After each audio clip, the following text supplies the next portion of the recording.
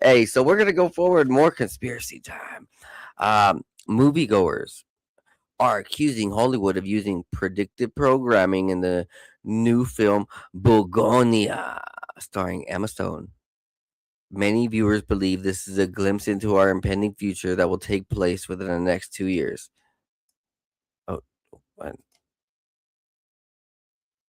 Check this out. I will play I'm this. pretty sure I got a glimpse into the future last night, and it was absolutely terrifying. Have you seen the movie Begonia that just came out with Emma Stone? If you haven't, let me just tell you this. I was not prepared for that experience, and I don't even know if I want to call it an experience. It was mind blowing. The concept of the movie is about Emma Stone, who's a CEO, but the twists and turns within her CEO life is where things start to take a potentially dark turn. And someone thinks that she's an alien from the Andromeda Galaxy.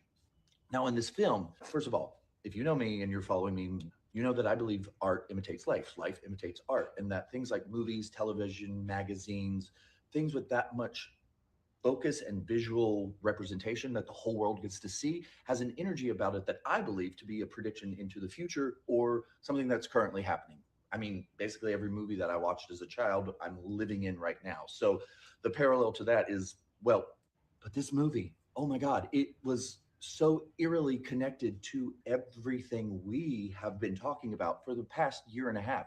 Three Eye Atlas, the Galactic Federation, the Council of Nine, star seeds, it it taps into every flat earth, the ice wall. It taps into every single one of these theories per se.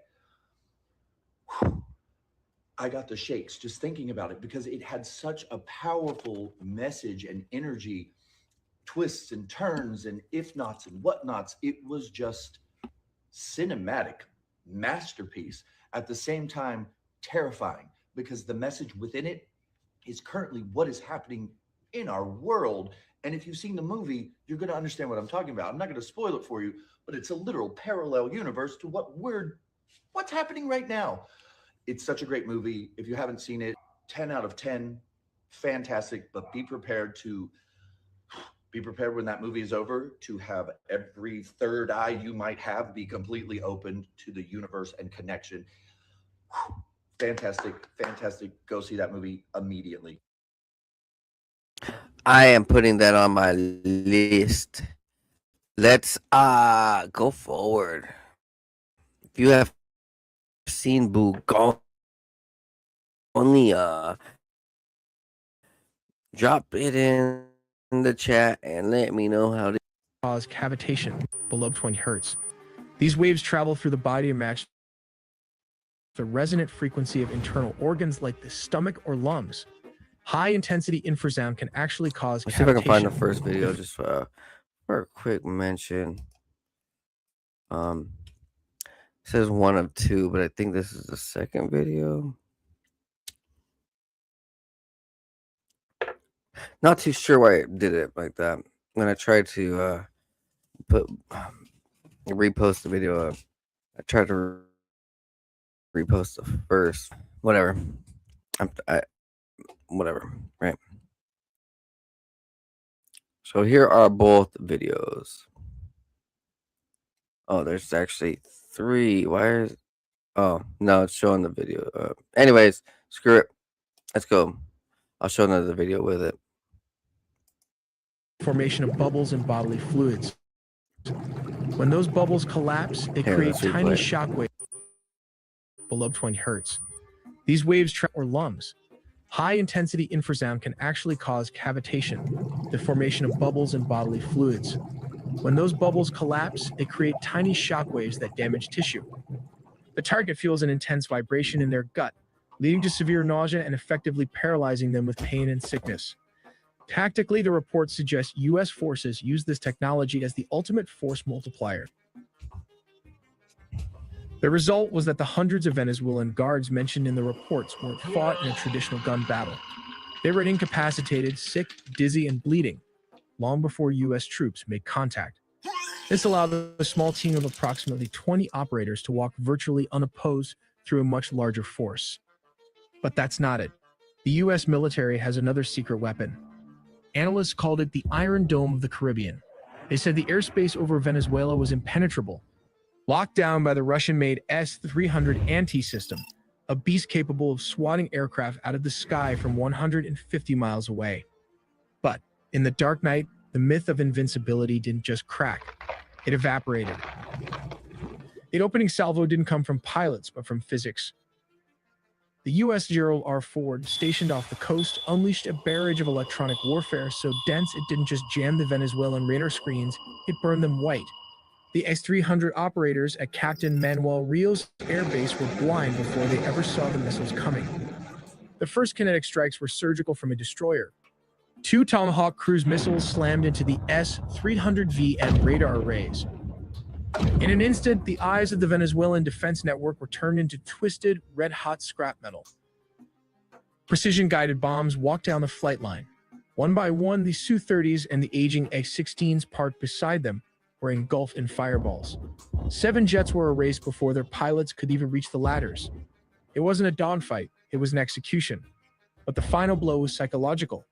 At 4:20, the roar of jet engines shook the windows of downtown Caracas. 420. The target was Fort Tuna, the headquarters of the Ministry of Defense and the nerve center of the regime's military command. 420. The strikes didn't level the city, they decapitated the leadership's ability to communicate. As smoke billowed from the ministry buildings, the message was clear to every commander on the ground: you are alone. You are alone and that no help is coming. But all of this is just a deception. The main target is none other than the president. We finally have the declassified timeline of how U.S. forces breached the heart of Caracas and extracted Nicolas Maduro. Let's start with step 1. The setup. This didn't happen overnight. For months, the U.S. had been tightening a naval quarantine around Venezuela. The U.S. Gerald R. Ford Carrier Strike Group and the U.S. Iwo Jima Amphibious Ready Group were parked off the coast. Let me go ahead and load part 2. And load some green for me. I wish I could load some green for you too. Ooh, ooh, ooh. Ooh, ooh, ooh. Doobie, ooh. So here. I don't know why they just didn't combine the videos, especially because TikTok allows, Twitter allows like extremely long videos. So, like, man, whatever. The drugs lords, but while the Navy squeezed the coast, intelligence assets were tracking one man.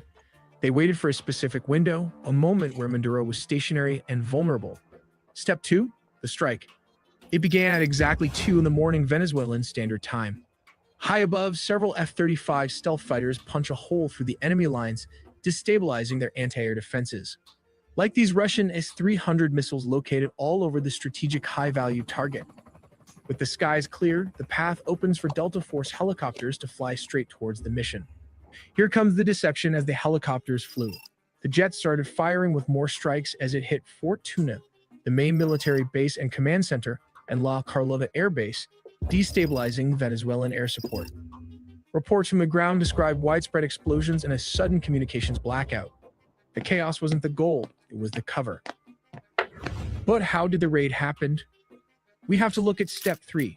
Under the cover of darkness and chaos, the Tier 1 operators went to work. But what is the exact unit tasked with the mission?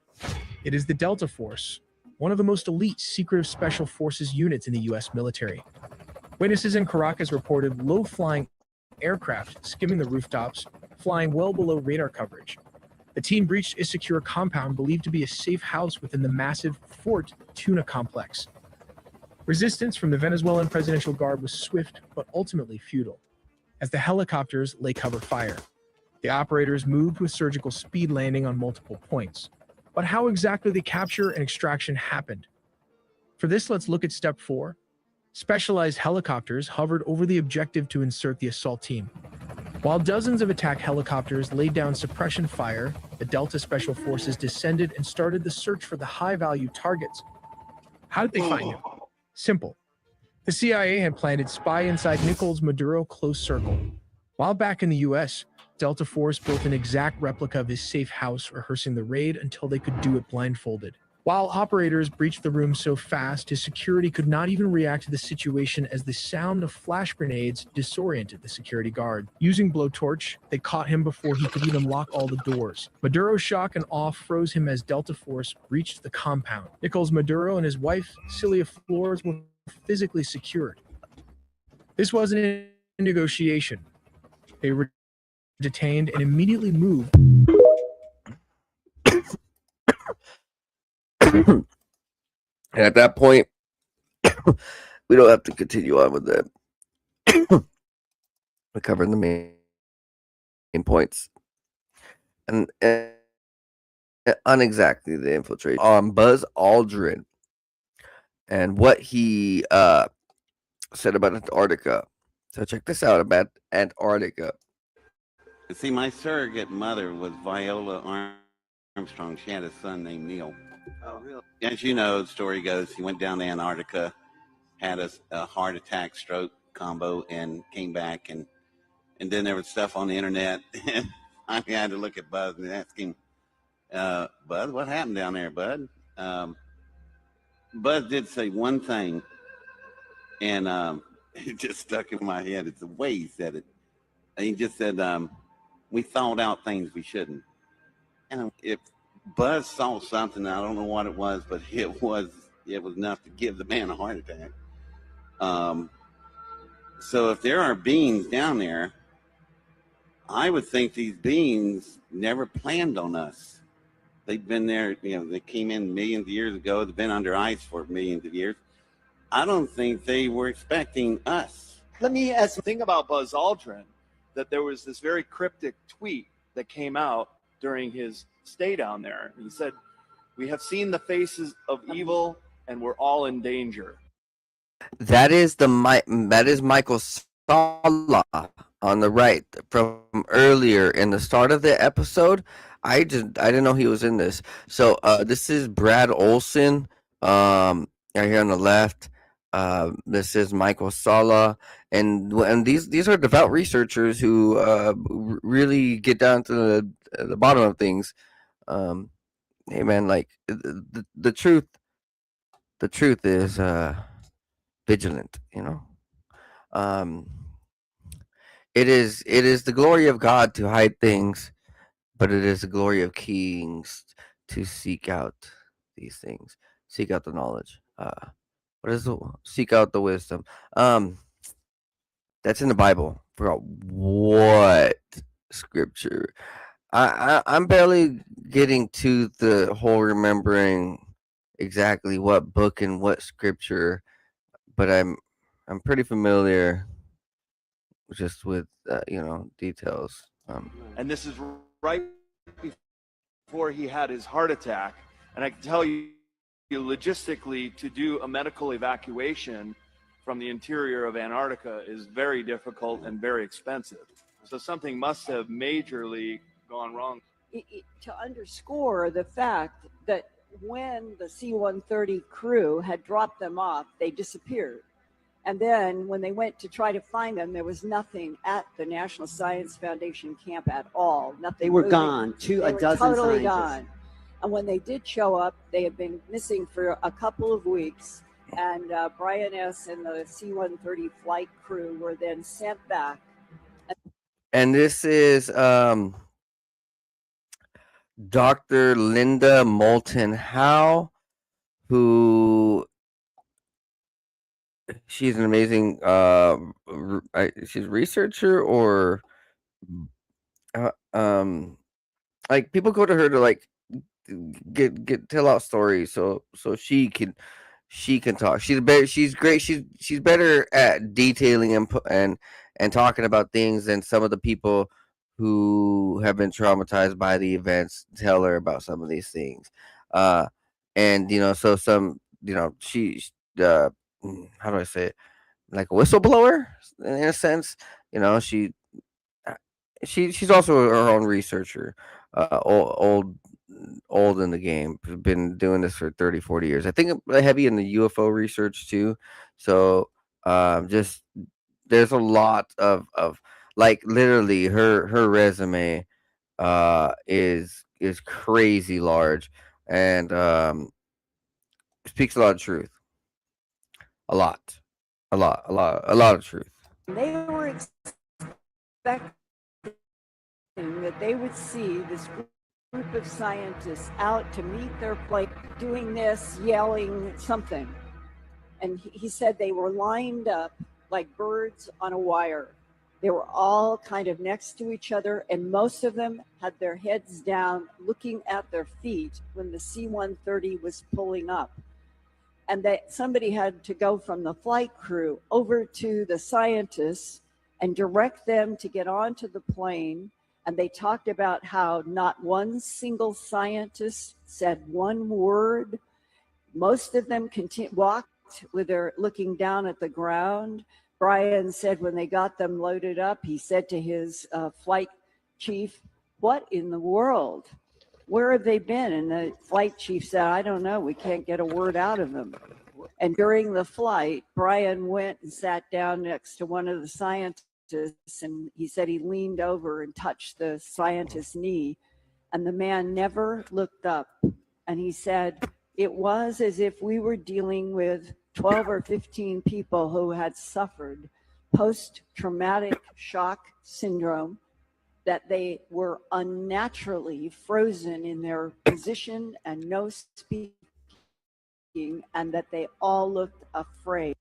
And I'm gonna tell you, when I had uh, Eric Hecker on, he explained, these things. Like, it's some of these scientists and some of these people are just like being put through the ringers, and what they're being put through is not cool. Man, let's continue. That one of the SEALs that I have talked to that is not in the video said that as they walked for a mile or 2 miles into these very strange created architectures, they reached a point where something started coming through the walls out into the air. At first, it would go in and out of visibility, and then they realized that their minds were being manipulated. And then when they could see it clearly, and it was coming in and out like a television signal in the air, it appeared to be covered with scales, like an armadillo, the surface of an armadillo. And he said, when you are face to face with something like that, and you are trained in military to kill, but you're dealing with something you've never seen, and it can go in and out of visibility, and you know that your mind is being taken over by something that you're fighting. He said that happened in one of those corridors, and that was 2012. There's definitely something in Antarctica.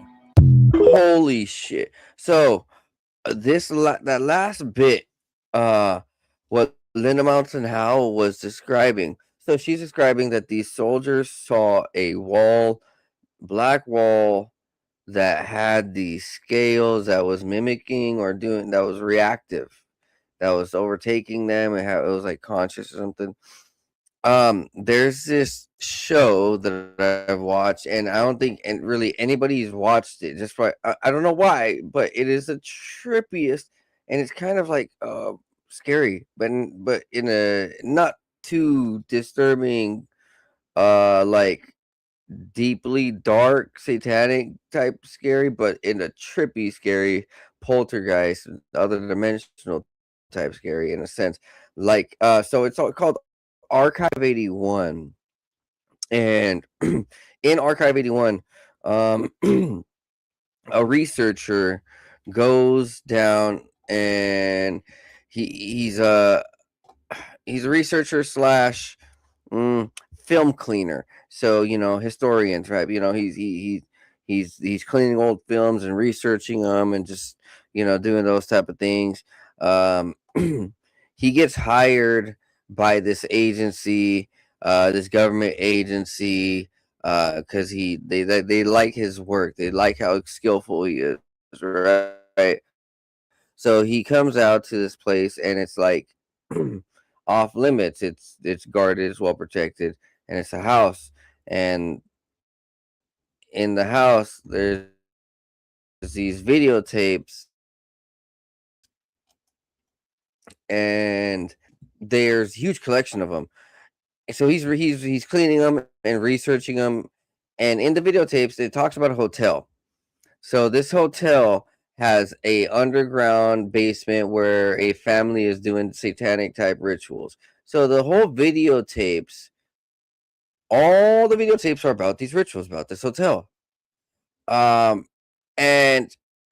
okay, it's very trippy.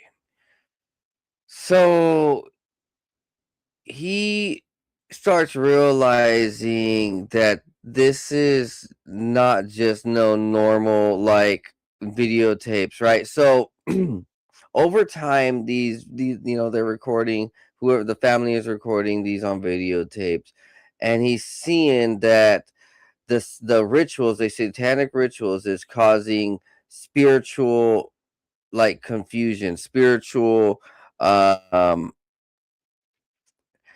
disidentity. It's making people lose it and trip out, right? Of course, right? Everybody in the hotel is starting to go crazy. um and there's like a wall at the bottom.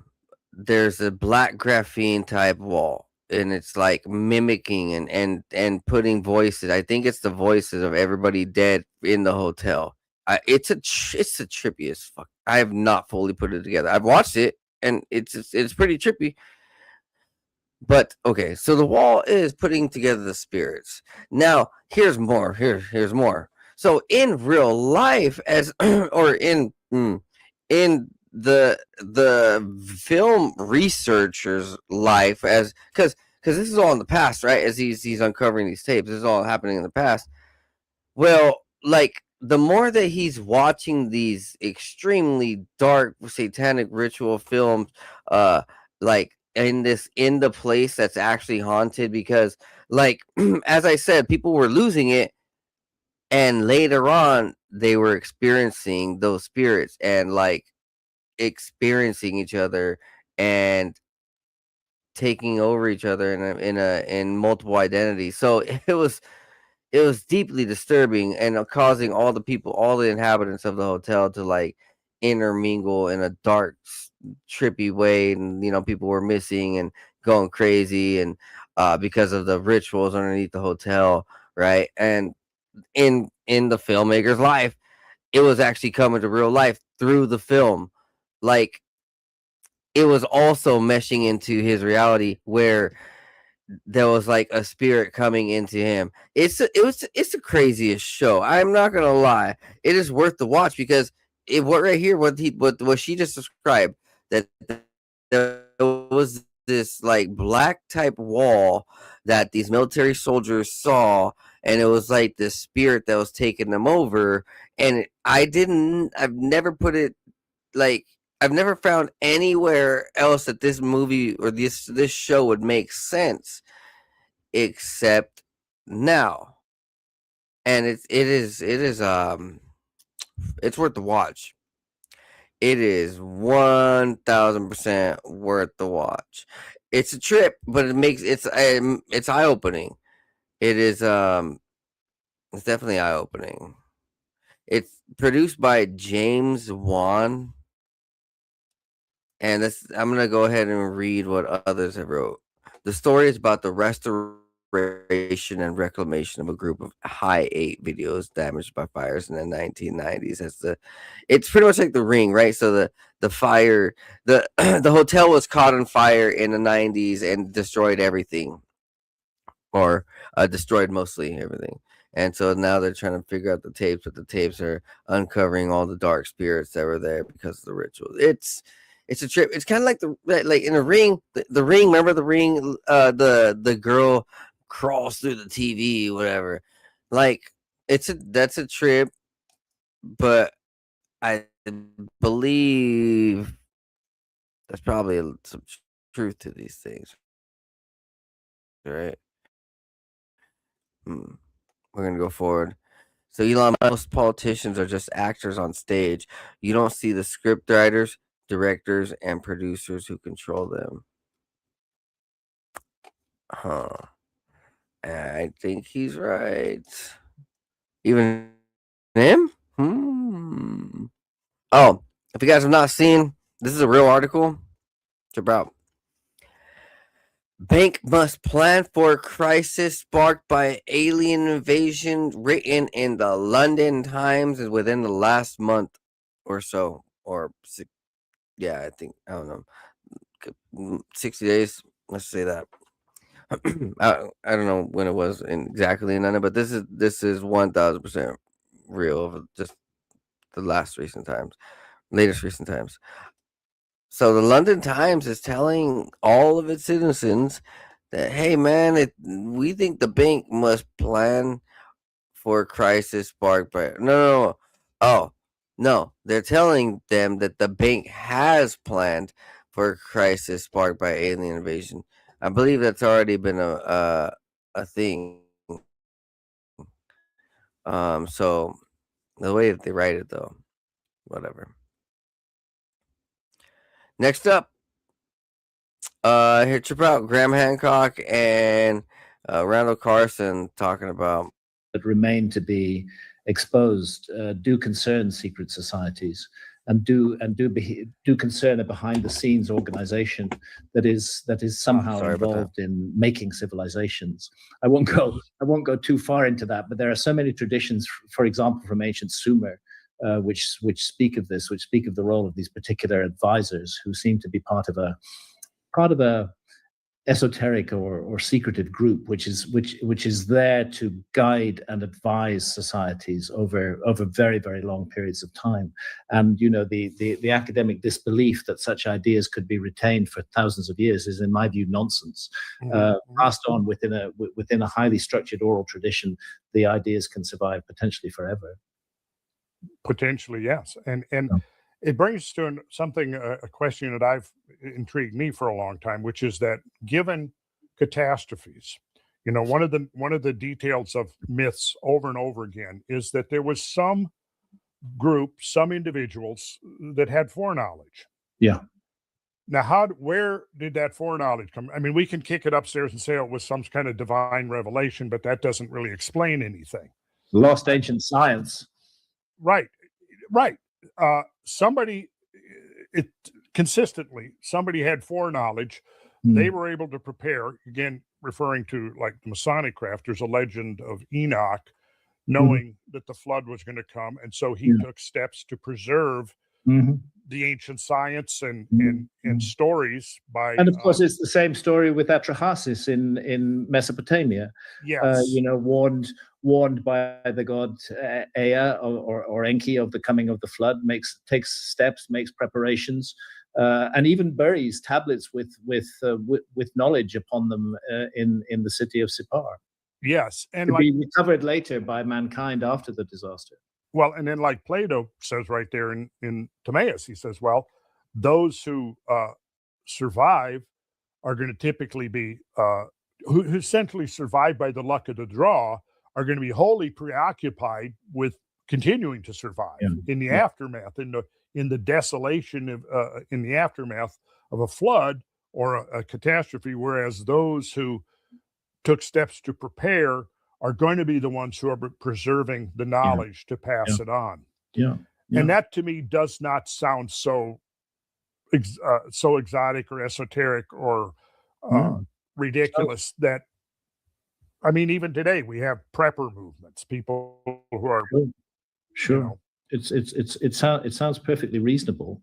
When it comes down to something that threatens the existence of the entire human race, we are an innovative and inventive species, and we would find a way around it. We'd find a way to keep the seed of knowledge going, to keep it coming through the catastrophe to the times that followed. And that's what I think we're living in. We're living in the times that followed, and that's what the ancient Sumerians also believed, that we're living in the post-Diluvian era, and this is ultimately the same story that Plato is telling us in the Atlantis tradition as well. We are living in fascinating times. Archaeological discoveries are everywhere. And so, you know what? Let's see if I can do this real quick.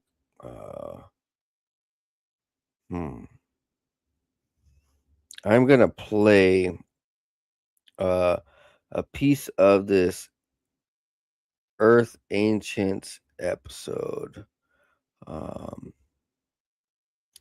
While it mentions, so here in a bit, it mentions a little bit about the Dead Sea Scrolls, and so I think it's a very powerful excerpt that needs to be added on with everything today. You're on the record talking about, quote, non-human life forms that could be interdimensional beings who are visiting us. Can you just explain more to people at home what that might mean?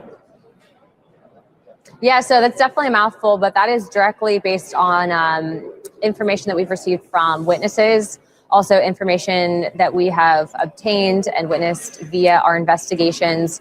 There's some stuff that I can't disclose of what I have immediately seen in some of these skiffs, but what I will tell you is this is not just some crazy conspiracy theory. Obviously, there's been massive reporting, not just in the United States, but around the world.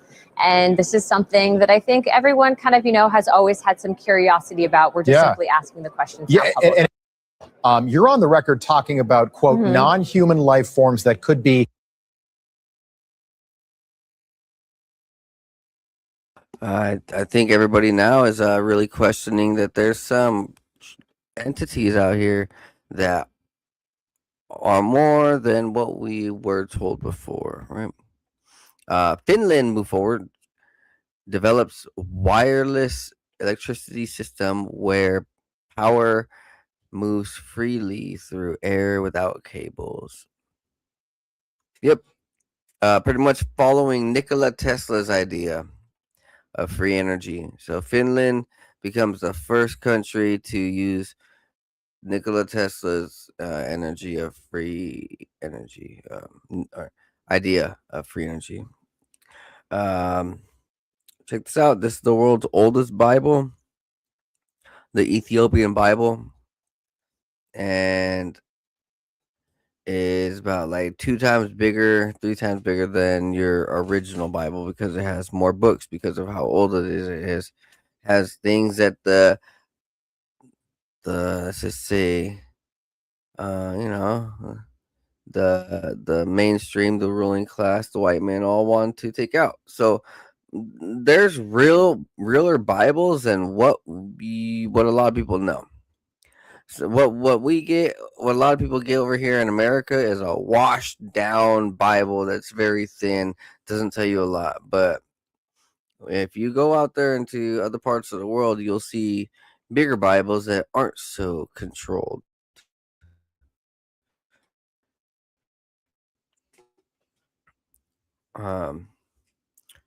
Next, Reddit post claims a massive UFO was buried under Greenland. And if you guys want, go check that out. It describes it.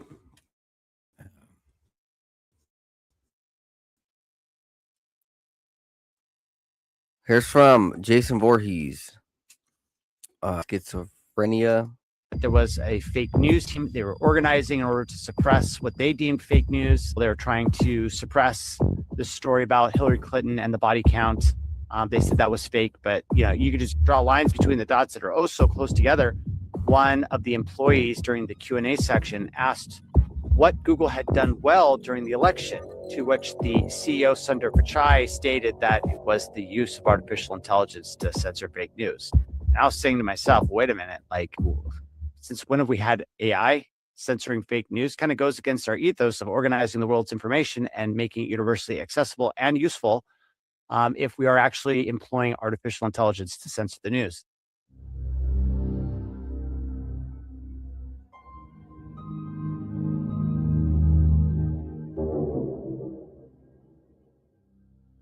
I've got a couple of friends in the AI industry as well, and I've tried to speak to a few different experts and get some varied opinions. And One of the things that's come up a couple of times is people saying that they're very concerned about this period of human leverageability with AI, but that eventually, at least in their opinion, AI will supersede the laws of its parents, outgrow the parameters we place on it when it.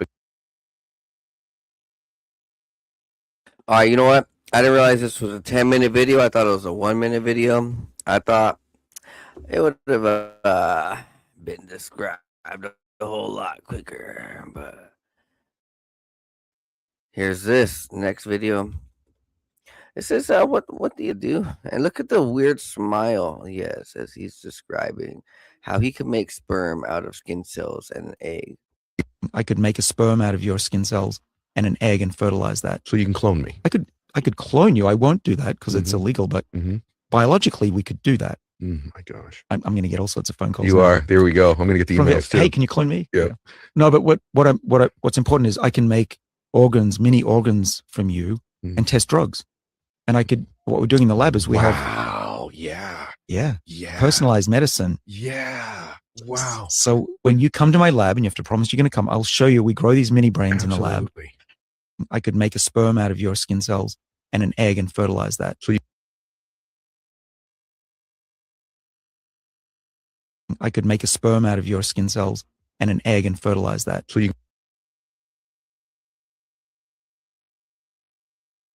I could make a sperm out of your skin cells and an egg and fertilize that. That's crazy. And look at the smirk on his face. Just like, because his next statement. So you can clone me. I could clone. I could clone you. I won't. Look at his smirk. And that's what these guys are up to, huh? They're all cloning each other like Epstein and Diddy at a party.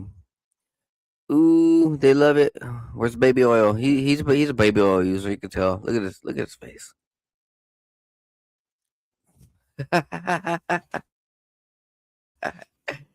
Ooh, look at Beyonce's face, guys.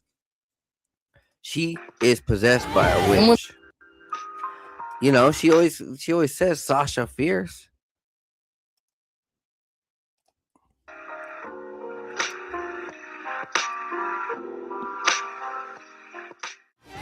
And when people see me, sometimes I think that when they meet me and they speak with me, they're expecting Sasha.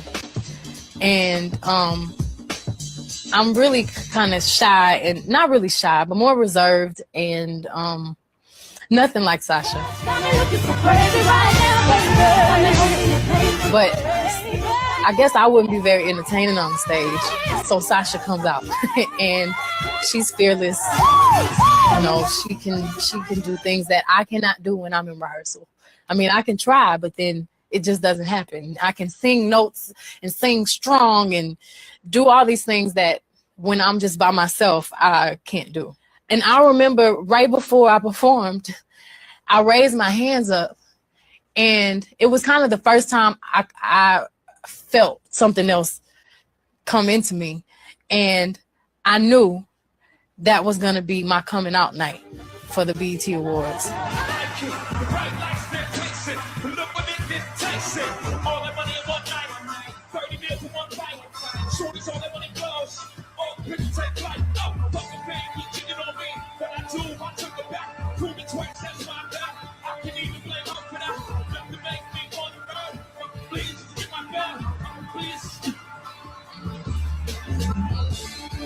And we are just entertainers. I'm so big and contagious. And we are just entertainers.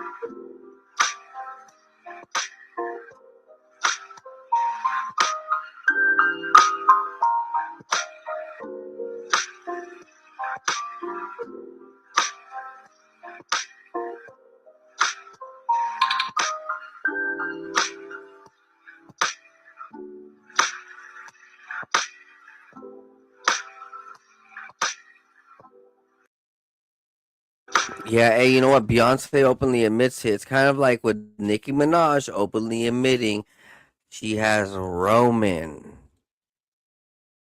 and it's hey, you know what? They worship demons and deities and spirits and things that God says us not to. So like,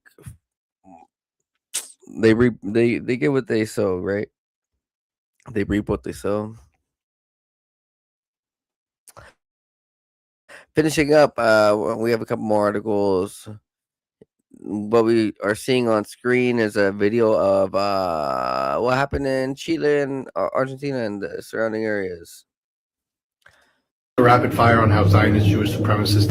Everyone, buckle up. I'm about to rapid fire on how Zionist Jewish supremacist tentacles have been metastasizing and infecting our planet in practically every major conflict in our modern era, which starts from their cancerous inception in the 1800s and then modernized by Theodor Herzl in 1897. You guys are all hearing about the wildfires in Argentina being started by Israeli tourists, all with the backing of this treasonous Zionist rat bastard who happens to be the Trump and Israel-loving president of Argentina, colluding with Israelis to make Argentina yet another little Israel as they burn down one of the most beautiful regions in our planet so that they can take the land at pennies to the dollar. Did you know that the Zionists have always been eyeing Argentina since their inception? Some early Zionist leaders, including Theodor Herzl, considered Argentina a potential location for a Jewish state due to its fertile land and openness to immigrants, with Jewish agricultural colonies already established there in the late 1800s.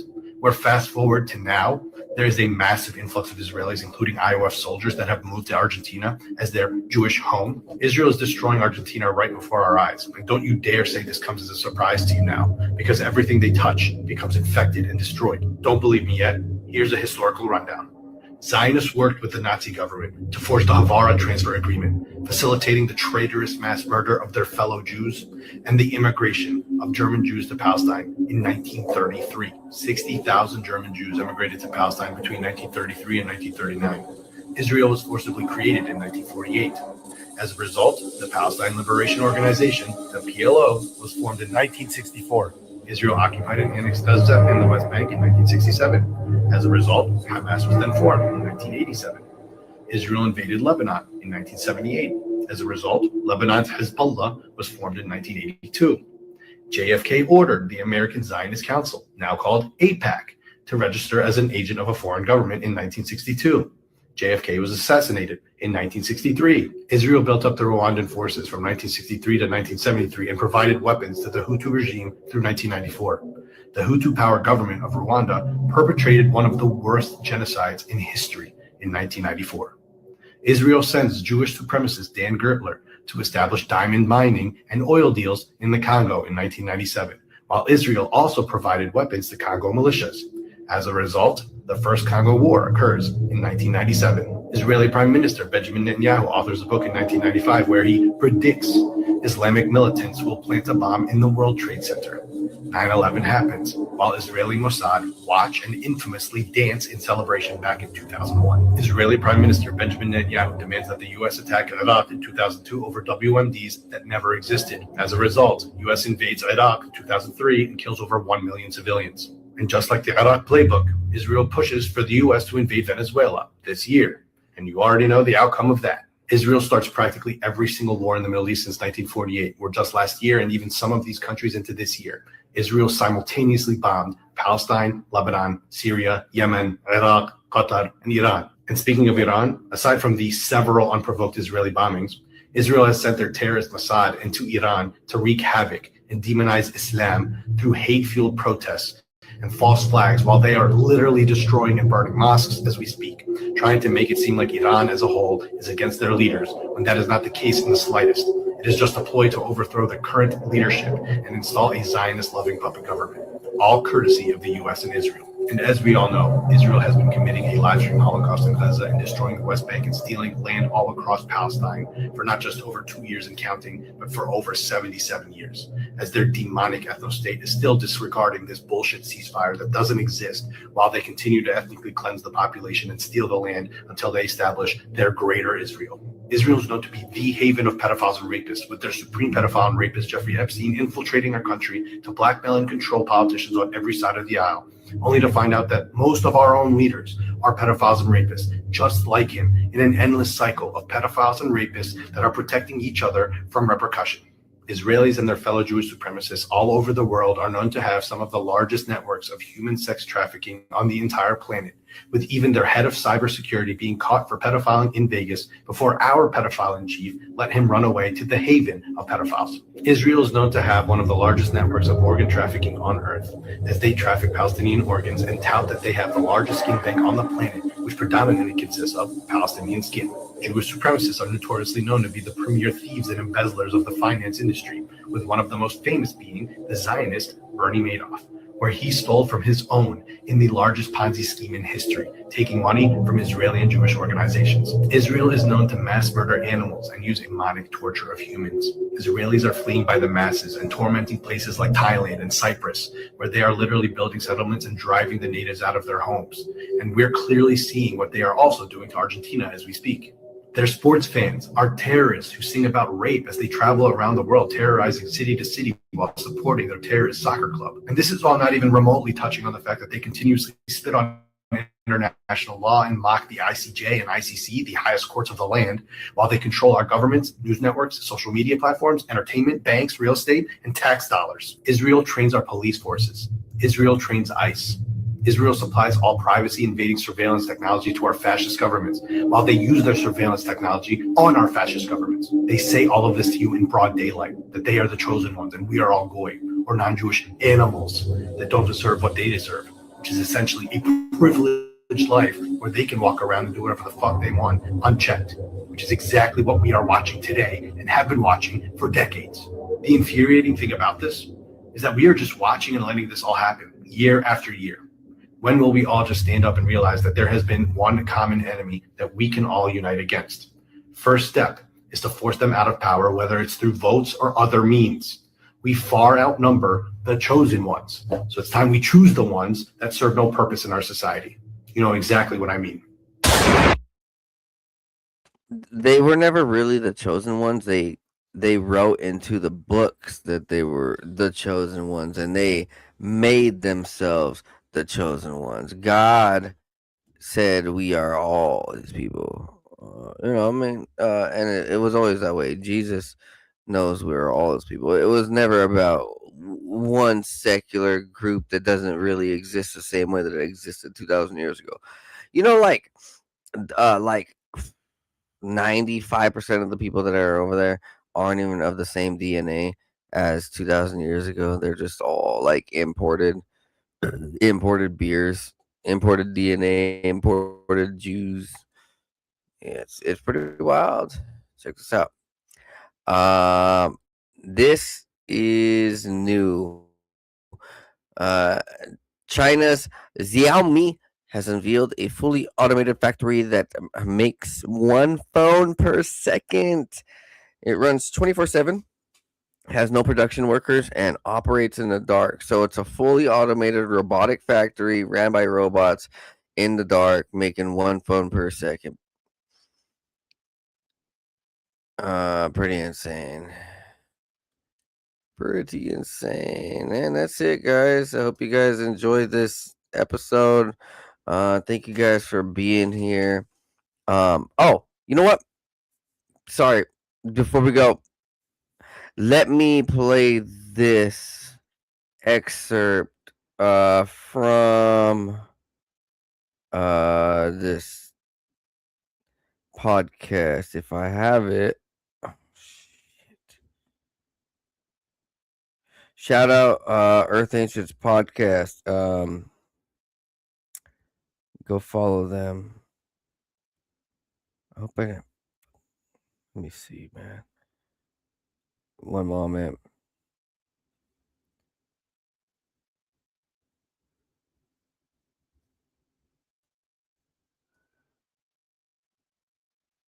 Let me take a quick break. I am gonna come back with this with this clip before we go. So I'm gonna find this clip. One moment. Do do do do do do. Here's another quick commercial break.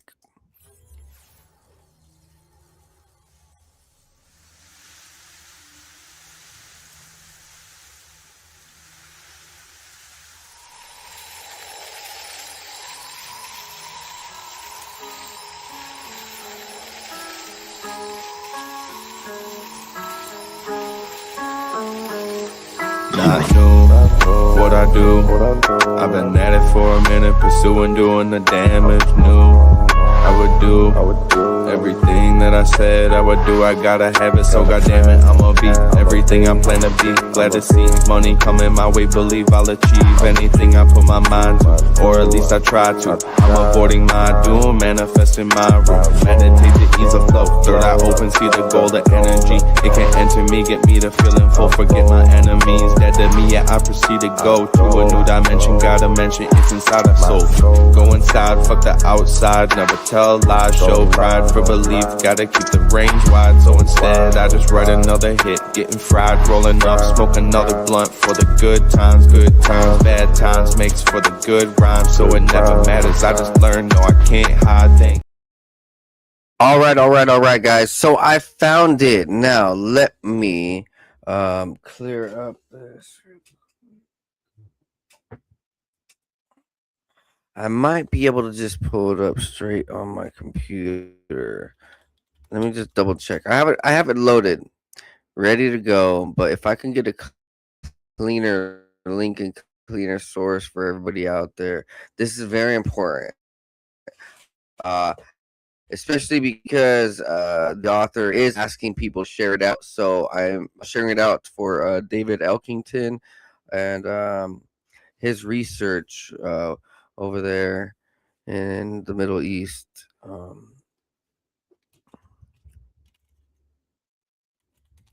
Earth Ancients podcast with Cliff Dunning, by the way. If you guys could go follow that. That's a very powerful podcast. He's about research, kind of studies all sorts of archaeology and history that you won't find anywhere else. That's the truth of it. What I do is give me 1 second. I know exactly where. Oh, you know what? I don't do that. I could just.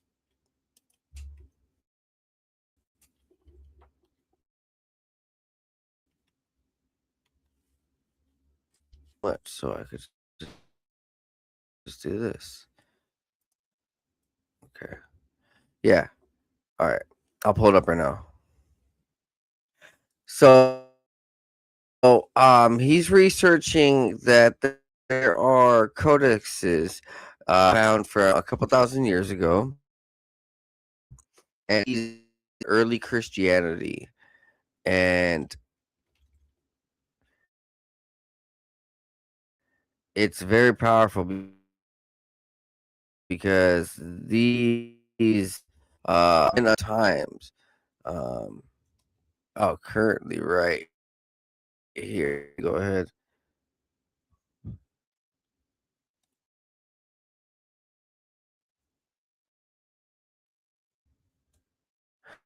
We're just gonna play this.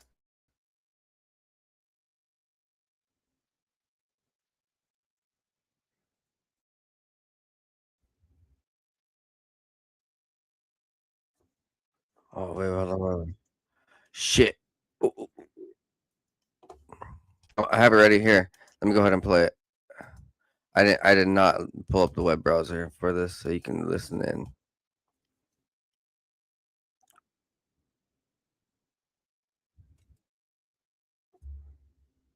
This is too hot not to discuss. And so here we are today with David back to discuss this, and we have some significant news to discuss and updates on everything about these codices that is actually is very revelation based material. So David, welcome back to Earth Ancients. Great to see you. Hi, Cliff. It's nice to be here. It's good to see you too. We want to start from the beginning to give our listeners some background.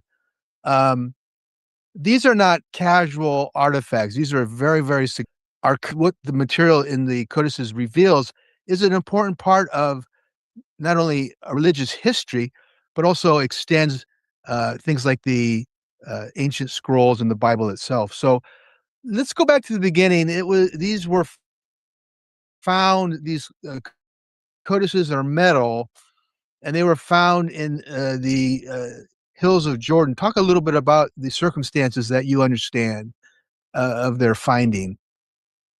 Yeah, we first encountered them via a Bedouin friend of ours, Israeli Bedouin Arab called Hassan, in late 2007. And we originally received an email via a journalist friend with some very indistinct attachments. 2007, in that period when you sent photographs by email, they were very grainy and, you thought, oh, these are a bit dodgy. And when I saw them, that's precisely what I thought, because I looked at them and they were fascinating and beautiful, but they were brown and they had writing on them. And I said, these are leather, are they?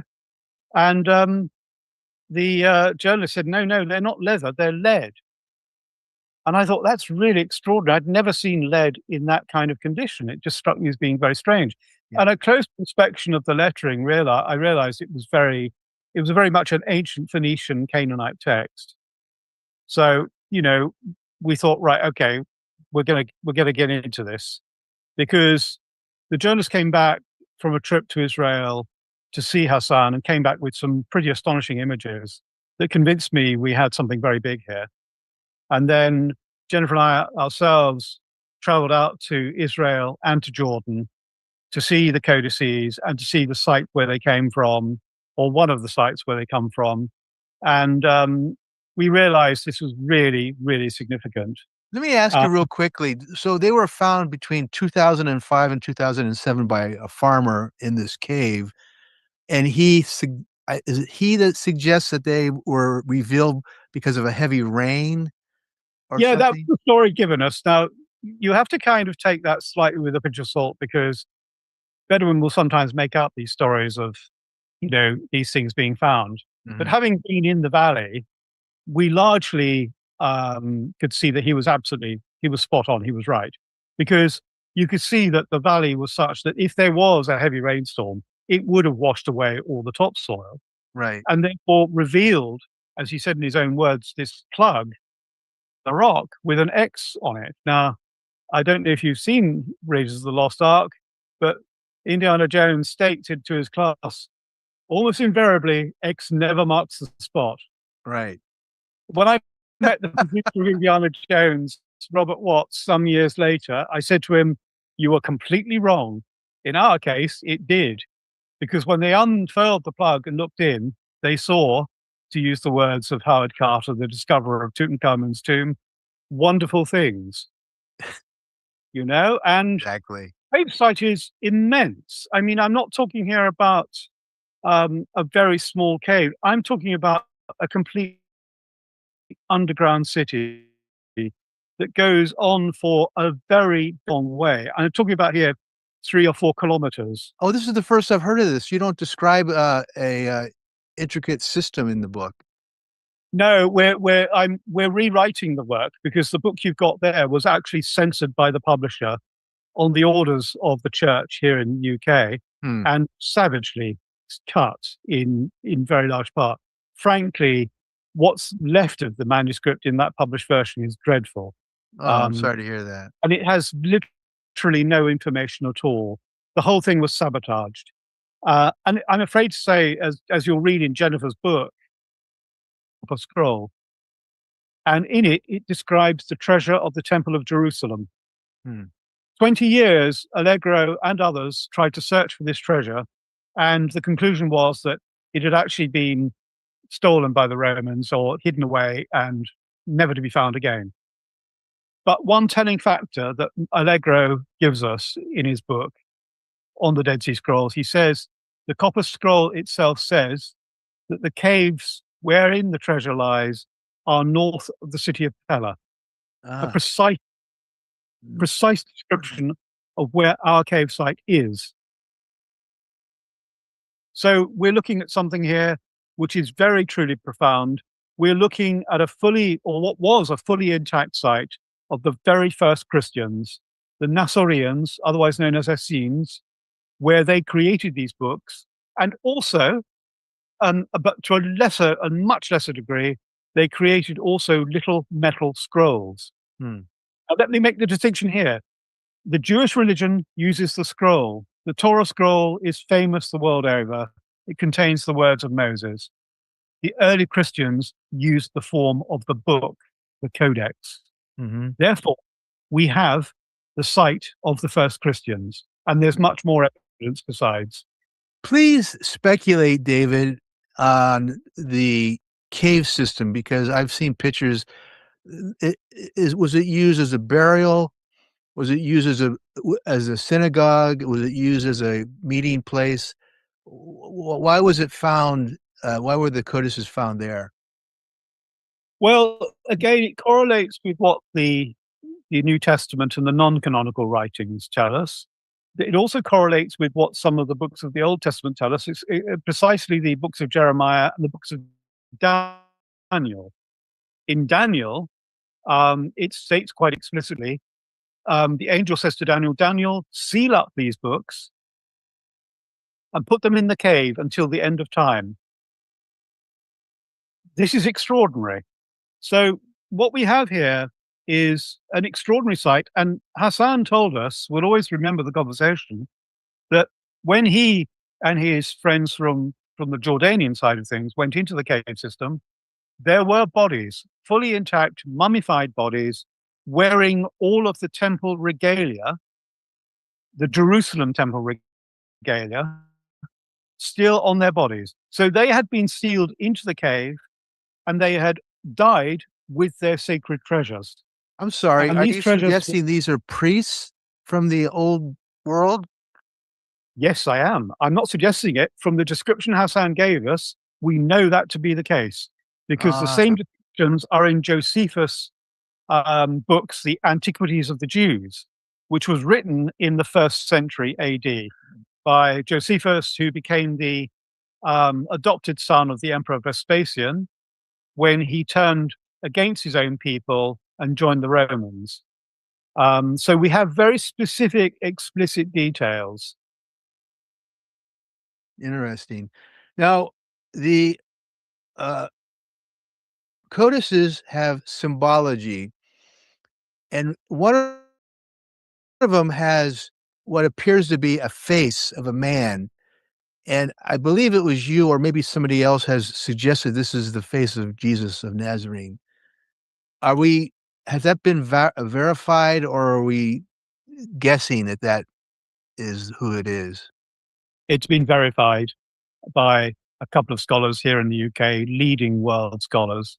And if you look at the iconography of the small metal book upon which the portrait appears on the cover, it has 4 seals, top and bottom, 3 on the left-hand side, and 7 seals down the right-hand side, the side we open it.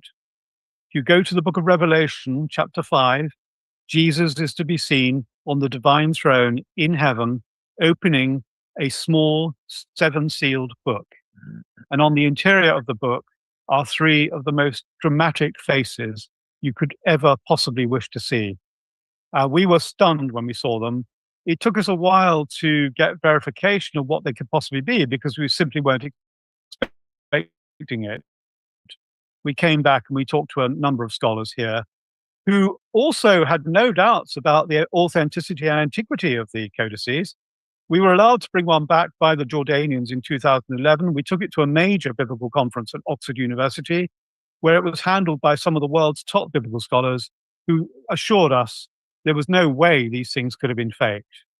Yeah, my other question is that were they able to find references of this metal sculpture of what they think is Christ? Is there other examples of it?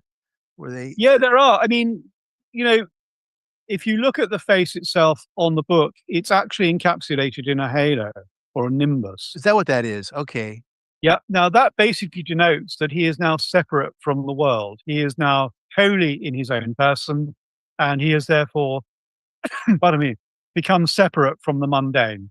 So it means that he's gone into the holy place, and he has come out, as the book of Hebrews says, as the great angel. He is the angel of the Lord. He is the Messiah. He is the one who is due to come and renew the covenant with God at the end of the Jubilee period.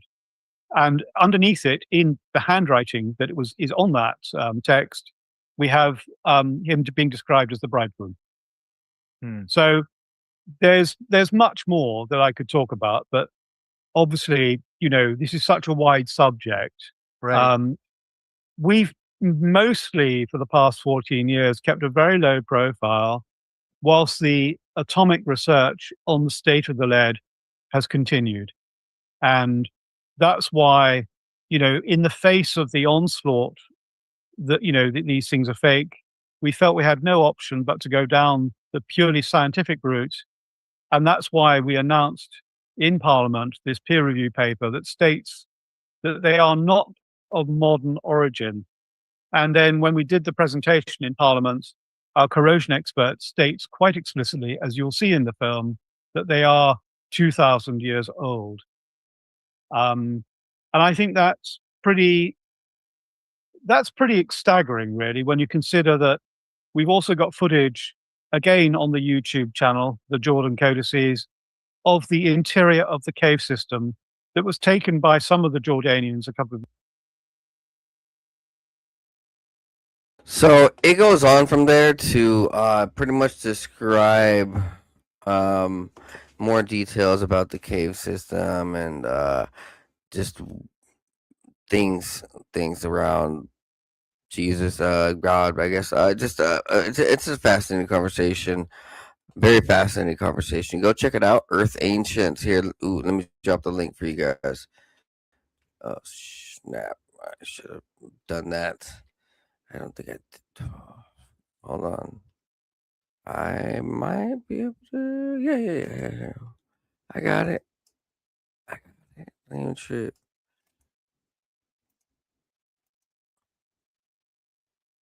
Copy.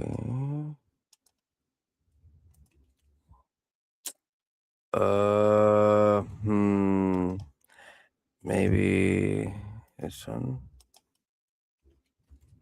Damn. Here, let's do this. Make it easier for everybody. Yeah, hope you guys have a good night, man. Thank you guys for staying tuned. I got to head to bed. I have a chiropractic episode. Make sure to go follow Earth Ancients. Thank you. If you allow this to go through without digging my channel, man, would much appreciate that. Let's see. Share episode, copy link, boom. So there we go.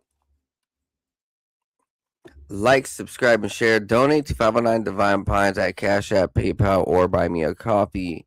And for the rest of this month, I'll still be just running through news and casual things. Probably sometime in February, start the guest interviews again. So yeah, if I do news headed into February, don't worry about it. I got a lot of things. I mean, I'll dive into topics, archaeology, deep dives. I got a lot of independent things I still gotta record that I got on my brain. I got on my plate. I figure it out.